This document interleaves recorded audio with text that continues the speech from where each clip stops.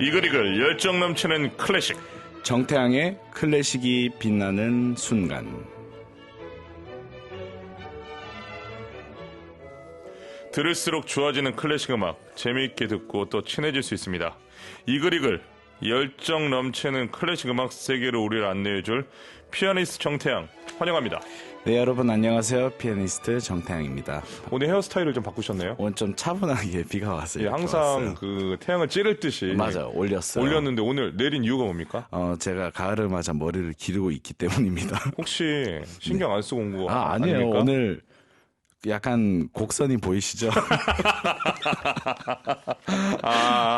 오늘도 너무 즐거운 시간을 보낼 것 같습니다.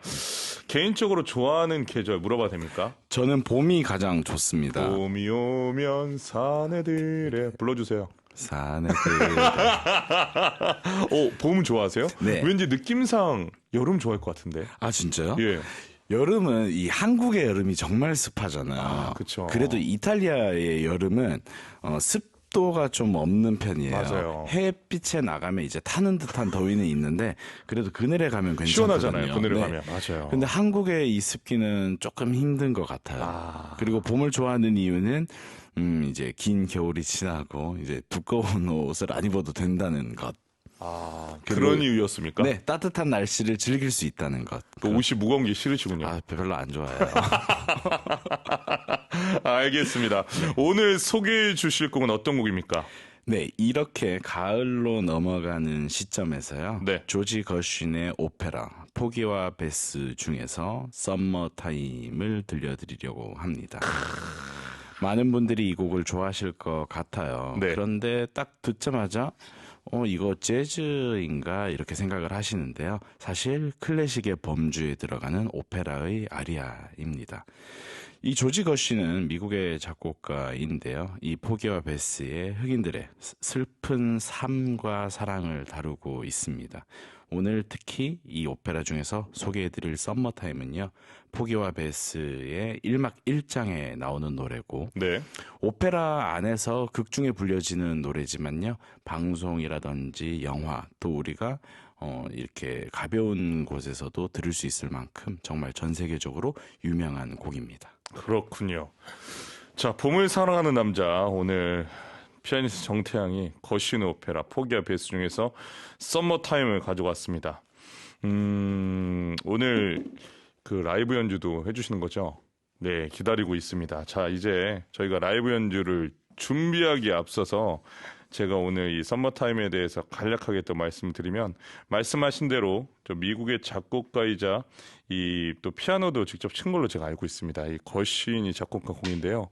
우리나라에도 많이 소개가 됐습니다. 하지만 또 재즈의 범주로라고 얘기하셨는데 그 현대 음악에 있어서 워낙 또 걸쳐 있는 작곡가이기 때문에 그렇게 생각하신 분들도 많이 있습니다. 나온율님, 우와 잘생긴 태양이 삼촌이다라고 보내주셨습니다. 고맙습니다. 준비되었습니까? 네, 되었습니다. 자, 이제 거쉬는 오페라 포기와 베스 중에서 썸머타임 피아니스트 정태양 연주로 듣겠습니다.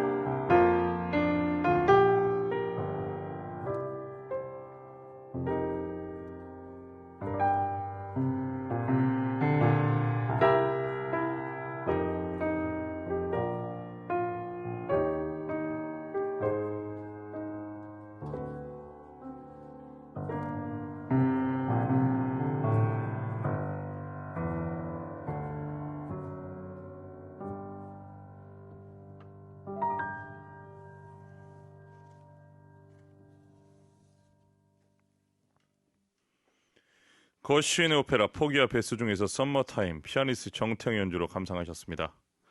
자, 이 곡을 작곡한 거쉬인 피아노도 곧잘 쳤다고 문헌에서 본 적이 있는데 어떤 작곡가입니까?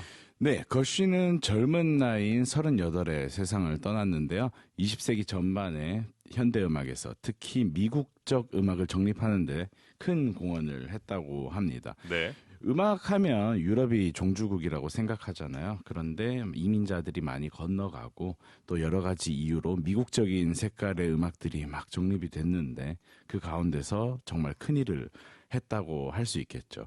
그런데 사실 음악적인 재능이 어렸을 때부터 있었다고 해요. 그런데 고등학교 중퇴로 음악 교육을 받은 경력이 끝이 나 버립니다. 너무 가난했기 때문인데요.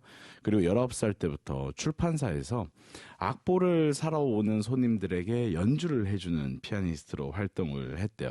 그 당시에는 지금처럼 뭔가 이런 기술이 많이 발달하지 않았잖아요.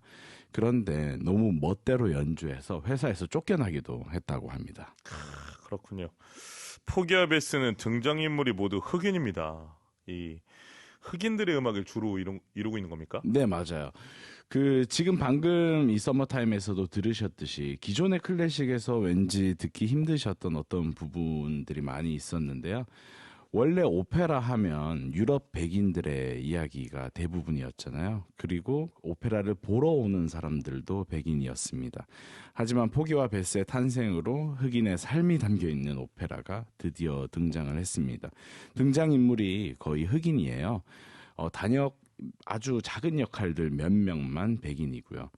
그래서 거쉬인이 이 작품을 쓰기 위해서 흑인들의 삶을 연구하고 같이 살고 그들의 음악을 이렇게 흡수했다고 합니다. 네. 특히 흑인들 삶에서는 이 재즈, 흑인 연가 이런 장르들을 빼놓을 수가 없는데 거쉬는 그것을 클래식적으로 굉장히 잘 풀어낸 것 같아요. 그렇군요. 포기와 베스는 또 초연한 극장이 네. 오페라 하우스가 아닌 일반 극장에서 초연했다라는 게 사실입니까? 네, 보스턴의 콜로니얼 극장에서 이제 시범 공연을 가졌고요. 아하. 그리고 조금의 수정을 거쳐서 한 달 후에 브로드웨이에 있는 멜빈 극장에서 공연을 했습니다. 이게 정말 특이한 네. 이력이죠. 하지만 지금은 뭐 메트로폴리탄 오페라 하우스든 라스칼라 하우스든 그런 정통 오페라 극장에서도 이 작품이 열리고 있죠. 이야, 그래서 아마 비클래식으로 오해를 받을 수도 있겠습니다. 네, 네. 처음에 뮤지컬 극장을 선택했기 맞아요. 때문에. 자, 거신의 썸머타임을 들어보면 리듬에 따라서 곡의 느낌이 좀 다르게 느껴질 때가 있습니다. 어떻게 생각하세요? 네, 클래식 연주자들이 특히 저 같은 사람들이 느낄 때는 이 곡이 굉장히 재즈틱하다고 느끼거든요. 네. 그런데 정말 재즈 피아니스트들은 이 곡을 들으면 재즈 같지 않게 느끼더라고요. 아하. 이게 왜냐면 클래식의 어떤 음악 어법 안에 녹여져 있는 재즈이기 때문인데요. 예를 들어서 이 오페라에서 이 아리아의 멜로디도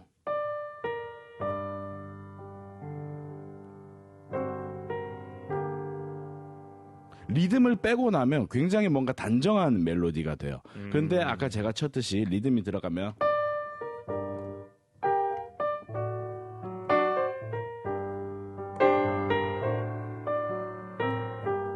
이런 식으로 재즈의 리듬이 들어가면 더 재즈스러워지거든요. 그런 어떤 화성적 구조가 재즈 전공자들에게는 덜 재즈, 저희에게는 너무 재즈 이렇게 되는 재미가 있는 작품이라고 할 수 있어요. 우리 입장에서 봤을 땐 너무 벗어난 것 같은데. 맞아요. 사실은 이 곡을 어쨌든 오페라 무대에서 성악가들이 부르잖아요. 그러면 성악가들이 정통 재즈를 부르는 건 거의 불가능인데 이 곡이 불러지는 이유는 거쉬인이 오페라적인 요소를 담고 있기 때문인 것 같아요. 흥미롭습니다. 자, 오페라의 아리아들을 따로 떼서 콘서트에 부르는 건 어떤 의도가 있는지 또 물어보고 싶은데요. 작품 전체 스토리를 모르니까 의미가 퇴색된다고 생각할 수 있을 것 같은데 이 부분은 어떻게 생각하세요? 이 문제를 고민하면서 저도 약간 생각이 많아졌었어요. 일각에서는 오페라 아리아는 극 중에서 들어야지 전후 사정도 알고 배경 지식도 생기고 그래서 딱 조명을 받으면서 주인공이 노래할 때 집중이 되고 감동이 된다라고 말씀하시는데요. 네. 또 오페라사에서 정말 명곡들은 이 썸머타임처럼 나와서 콘서트에서 막 불려지기도 해요. 그런데 두 가지 다 의미가 있다고 생각합니다. 이 썸머타임처럼 주옥 같은 명곡을 통해서 여러분들이 오페라라는 것이 이렇게 가까울 수 있구나라고 생각하실 수 있는 장점이 있는 것 같아요. 그렇죠. 오페라 전체를 이해하는 데는 아무래도 맞아요. 공부가 좀 필요한데 3시간을 그렇죠. 이해해야 됩니다. 또 유명한 아리아를 시작으로 네. 오페라에 접근하는 것도 좋은 방법이 아닌가. 맞아요. 그중에서 아리아를 먼저 좋아하는 것도 아주 좋은 방법이 아닐까 생각해 봅니다. 썸머타임은 포기아 베스 1막 1장에서 부른다고 했는데 누가 부릅니까? 1막 1장에서요. 어부 제이크의 젊은 아내 클라라가 부릅니다. 참 흑인 음악의 여러 분야에서 어머니가 이제 아기를 안고 울지 말라고 이렇게 달래면서 부르는 자장가들이 많은데요. 썸머타임도 그런 곡 중에 하나입니다. 그래서 지난해 겨울은 추웠고 먹을 것도 없어서 너무 힘이 들었는데 이제 여름이 돼서 먹을 것도 많고 춥지 않아 좋다고 노래를 하고 있습니다. 그렇군요. 오늘 정탕의 클래식이 빛나는 순간 코너에서는 거시인의 오페라 포기아 베스 중에서 썸머타임을 중심으로 이야기하고 있습니다. 자, 가사가 궁금합니다. 네. 여름이 왔고 살림살이는 나아졌단다. 물고기는 힘차게 뛰놀고 목화는 쑥쑥 자라는구나. 아가야, 내 아빠는 부자고 엄마는 미인이란다. 그러니 아가야 울지 말아라. 어느 날 너는 날개를 활짝 펴고 하늘로 날아오를 거야. 아침이 올 때까지 아무도 너를 해치지 못할 거야. 아빠와 엄마가 너를 지켜줄게입니다. 그렇군요. 자, 여러분 음악 들어보겠습니다. 거신 오페라 포기아 베스 중에서 썸머타임, 소프라노 레온타임 프라이스와 바리톤 알론조 존스, 아이시의 빅터 오케스트라와 합창단의 협연으로 보내드립니다. 하영님, 어렸을 때 무성영화 보는 기분이 드네요. 장대비가 쏟아지는 가운데 듣는 음악 더욱 운치 있게 다가옵니다. 비 오는 날엔 11시 클래식 보내주었습니다. 고맙습니다. 무성영화라. 아, 약간 그런 또 느낌이 나는데요. 예전에 흑백영화 또 무성영화 느낌이 살짝 나는 것 같습니다. 자, 성유리님, 오늘 정태양님 덕분에 귀여강 제대로 하네요. 클래식과 함께하는 이 시간 행복합니다. 라고 보내주셨습니다. 혹시 이 곡 연주한 적 있습니까? 최근에? 작년이 마지막이었던 작년 것 같아요. 마지막. 작년에 줄라이 페스티벌이라는 곳에서 바르톡의 가곡을 한 18곡을 연주하고 앵콜로 이 곡을 연주했었어요. 아, 노래는 누가 있습니까? 소프라노 이춘혜 교수님이 하셨었어요. 그러셨군요. 아, 또 궁금했는데 바로 또 기억을 하시고 네. 아니 그 연주를 혹시 안 한 거 가져오셨나 싶어서 체크를 해봤는데 아니에요. 바로 연주 하셨군요. 정말 많이 해요. 이거는 카운터 테너 선생님들은 네. 진짜 거의 앵콜로 많이 하시는 곡이죠. 아, 또. 그렇습니까? 네. 3909 쓰시는 분은 거시인의 서머타임. 저도 이 곡 재즈로 생각했는데 얼마 전 소프라노 조지영 독창회에서 앵콜곡으로 듣고서 완전 반했답니다. 오늘 태양님 연주 너무 멋져요. 브라보 보내주셨습니다. 앵콜곡으로 정말 많이 하네요. 네. 이영아님, 썸머타임이 저는 왜 이렇게 슬프게 들릴까요? 리듬도 있고 합창도 있는데, 네, 음악에는 정답이 없습니다. 아무리 즐거운 곡이라도 듣는 사람이 슬프게 들으면 슬픈 겁니다. 이영아님, 이상한 거 아니니까 그냥 슬프게 들어주세요. 8773님, 이 시간에 들려주는 클래식 음악 너무 좋아합니다. 울산 이상훈입니다. 성함을 또 적어서 보내주셨어요. 이상훈님 반갑습니다. 송이나님, 일하면서 듣고 있습니다. 아, 썸머타임 일하면서 듣고 계시는군요. 반갑습니다. 송이나님. 이 곡의 좀 역사를 살펴보면 좀 특별하지 않습니까? 맞아요. 그렇죠. 저도 실제로 한번 유럽에서 본 적이 있는데요. 예. 정말 조금 다른 세상에 와 있는 기분이 들었었어요. 기존의 왕의 이야기를 하고 또 귀족들의 이야기 그리고 역사 속의 어떤 인물들을 이야기하던 오페라에서 이렇게 흑인들이 나오고 그들의 서민적인 삶을 이야기하는 특히 이 아리아 아까 전에 슬프게 들었다고 말씀해 주셨는데 어머니가 아이를 안고 부르는 이 자장가의 느낌이 정말 색달랐었어요.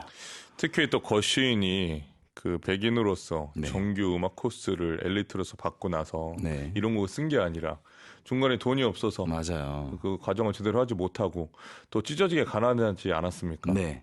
그런데 이런 또 흑인을 주인공으로 이 작품을 만드는 것 자체가 우리에게 또 다가오는 감정이 좀 다르지 않을까 네, 이렇게 맞습니다. 생각합니다.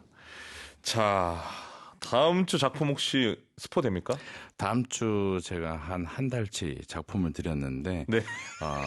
조금 복잡한 작품일 수도 있을 것 같아요. 그렇습니까? 네. 오늘보다 더 복잡합니까? 오늘은 안 복잡했고요. 다음 주는 프랑스 작곡가의 아하. 기악곡을 가지고 오도록 하겠습니다. 아니 이거 편견 가지는 거 아닙니까? 프랑스의 기악곡이면 복잡하다라는 또 인식을 피아니스트 정태영이 심어주는 것 같은데. 그런가요? 그러면 제가 쉽게 설명해드리도록 하겠습니다. 근데 우리가 음악 들으면 네. 처음에 이 접하지 못한 음악을 처음 우리가 두뇌가 접하면 복잡하고 어렵다는 생각을 당연히 하잖아요. 맞아요. 그렇죠. 이게 클래식 음악이 전 어렵다고 생각하는 게 뭔가 사전 공부와 사전 지식이 없으면 접근하기가 너무 힘들다는 거예요. 그리고 특히 성악음악 같은 경우에는 외국어로 계속 이야기하고 있는데 우리의 욕망은 그 외국어를 이해하고 싶은데 이게 완전히 이해가 되지 않으니까 더 답답해서 멀어지게 되는 것 같거든요. 그런데 주변에 이제 친구들이나 가족들에게 어떤 곡을 설명해 줄 때 옆에 이렇게 앉아가지고 이 부분이 이런 부분이야, 저 부분이 저런 부분이야 들으면서 동시에 이렇게 이야기를 해주면 조금 더 친근하고 쉽게 느끼시더라고요. 그래서 여러분들께도 어려운 곡을 저만 어렵게 듣고 여러분들께 쉽게 이야기해드리도록 하겠습니다. 그렇습니다. 바로 여러분 저희가 지금 존재하고 있는 이유입니다. 이 방송이 존재하고 있는 이유. 어렵고 복잡하고 힘들고 아주 다크하게 느껴지는 이 클래식 음악을 여러분들은 그냥 1시간 동안 틀어놓으시면 됩니다. 맞아요. 그럼 저희가 아주 쉽게 이 느끼한 두 남자가 아주 드라이하고 심플하게 풀어서 어떻게 생각하십니까? 맞습니다. 아주 심플하게 풀어보겠습니다.